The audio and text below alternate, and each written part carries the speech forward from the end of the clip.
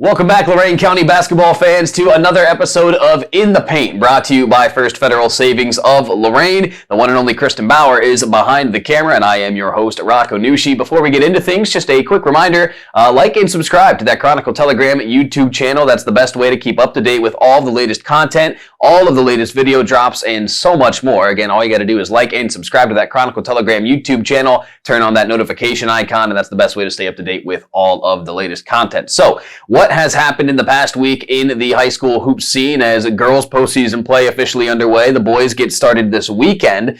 So what all's been going on? Well, we'll start with the boys side, where for the first time since 1991, your Brookside Cardinals boys basketball team are conference champions. Now, it's only a co-share of the conference title right now, or just a share of the conference title, I should say. They can clinch it, though, and they kind of control their own destiny in that regard if they can get a win this Friday at Black River.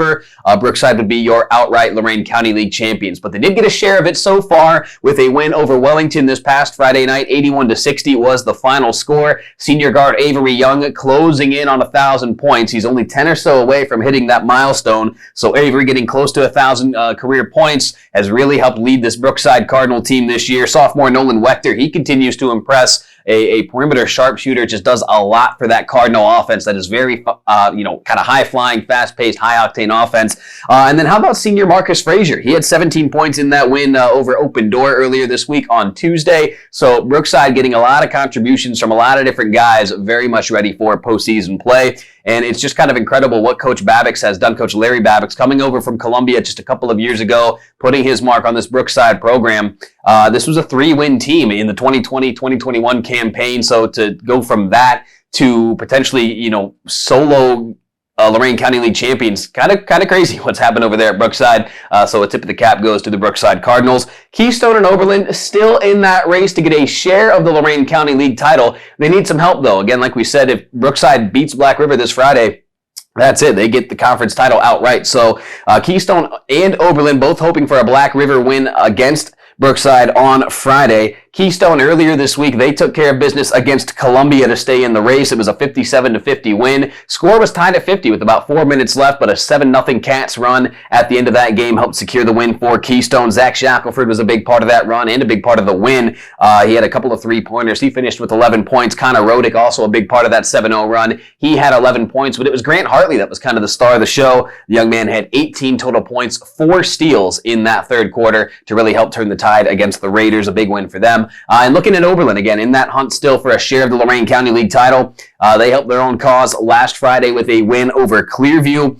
They were off this Tuesday, but they host Columbia this Friday. So Oberlin needs to beat Columbia, and then they need a Black River win over Brookside to get a share of that Lorain County League title. But for Oberlin, playing some good basketball right now. Senior Chris Walker had 23 points in that Friday win over Clearview. Kevin Steen had 16. Isaac Thompson had 14, and Omario Hopkins had 13. So similar to Brookside, a deep team, number of different guys who can contribute on both ends of the floor. So got my eyes on Oberlin, moving forward.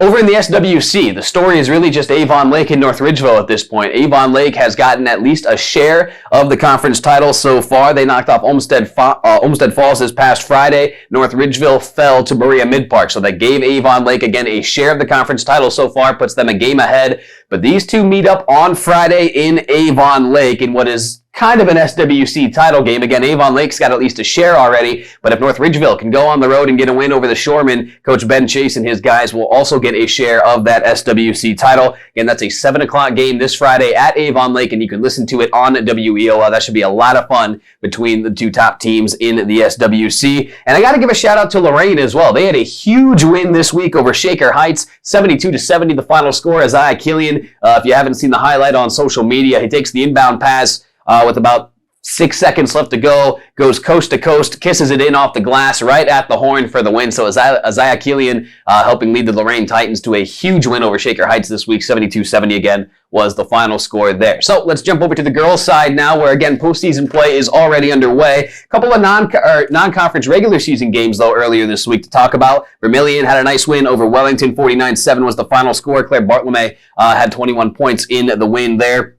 And the Columbia Lady Raiders had a very impressive win over Loudonville this past week, and I was actually on the call for that one on WEOL with Jared Kozar, and it was just a fantastic defensive performance more so than anything else. Loudonville has a girl, Corey Vermilia, perhaps the most talented D3 player in the state of Ohio, averaging over 30 points per game coming into Saturday's contest. Those Lady Raiders held her to just 11 points, so very, very good stuff from Columbia's defense. You know, Coach Corey Taylor had to be thrilled about that. And offensively, he got some big contributions, namely Peyton Mangy. She had 12 points, knocked in a couple of 3 balls. Mallory Hottel had a very nice outing as well. She had 12 points. So Columbia, a huge win over Loudonville to get some momentum heading into the tournament. We did have a couple of sectional openers to talk about. Avon, they're off and rolling with a 56-17 win over Garfield Heights. Nice win for first-year head coach Maggie Ferrando.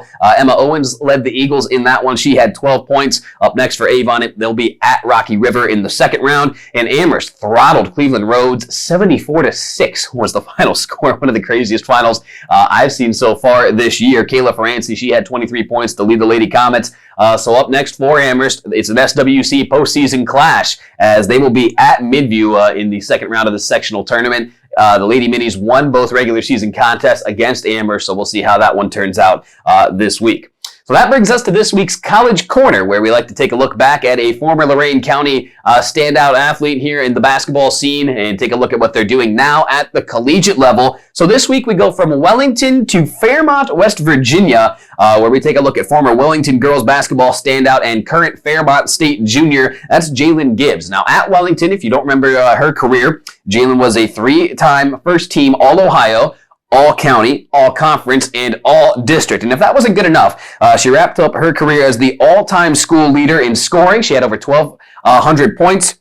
Rebounding with 867 rebounds, field goals, free throws, and blocks. So 5 different categories. She's the all-time leader in terms of Wellington girls basketball. So crazy stuff there for Jalen. She also holds the single-game school record for rebounds with 23 and then free throws made as well. She was also 2-time Conference Player of the Year and 1 Lorain County Player of the Year once. So right now in her junior year at Fairmont State, she's averaging 10 points and 8 rebounds per game, having a really nice impact for her team. So Jalen Gibbs is this week's College Corner standout. Again, former Wellington girls basketball star, now a junior at Fairmont State. So what's next to come in the Lorain County high school basketball scene? Well, again, postseason play officially underway for the guys and the girls now pretty much. So this week we got a girls tournament game at North Ridgeville as Worcester visits the Lady Rangers. That's a girls sectional Thursday night, 7 o'clock on WEOL. Friday night, we told you about it, SWC title game at Avon Lake as North Ridgeville looks to get in on a share of that conference title. That's a 7 o'clock tip on WEOL. And then girls sectional action on WEOL this Saturday as Keystone will play host to either Brooklyn or Independence for a second round sectional action. So that'll be Saturday afternoon again on WEOL. So again, like we told you, girls postseason tournament in full swing. The guys get underway this weekend. So it's truly the best time of the year. And you know that month of March just right around the corner where things really start to matter even more. So plenty to look forward to here in the Lorain County high school basketball scene. So that'll pretty much do it for this week. Like we said, lots to look forward to, lots still to come with postseason play underway. So very excited to see how this all shakes out. For Kristen Bauer behind the camera, I am your host, Rocco Nushi, saying thank you for watching another episode of In the Paint, brought to you by First Federal Savings of Lorain. We'll see you guys next time.